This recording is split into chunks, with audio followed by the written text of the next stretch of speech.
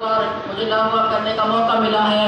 اس کا عنوان ہے مستقبل کا لیڈر بنانے میں استاد کا کردار۔ کتنی محبتوں سے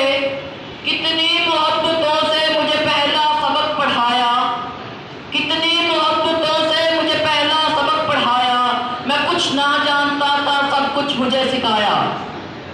جناب سر، ذرا تاریخ کی سکرین کو پیچھے کی طرف گھمائیے اور 14 صدیاں پیچھے کی طرف جائیے۔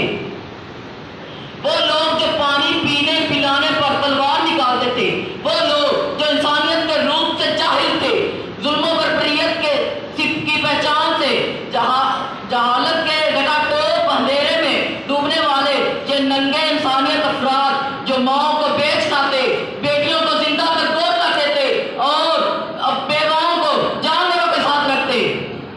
جناب صدر، اچانک رحمت کے چونکے چلے اور معلم کائنات حضرت محمد صلی اللہ علیہ وآلہ وسلم اس دنیا کو علم کی روشنی سے رنگنے کے لیے دنیا میں تشریف لائے۔ اس استاد کی کلاس میں پڑھنے والے صداقت کے لیڈر، عدالت کے جج، جناب صدر،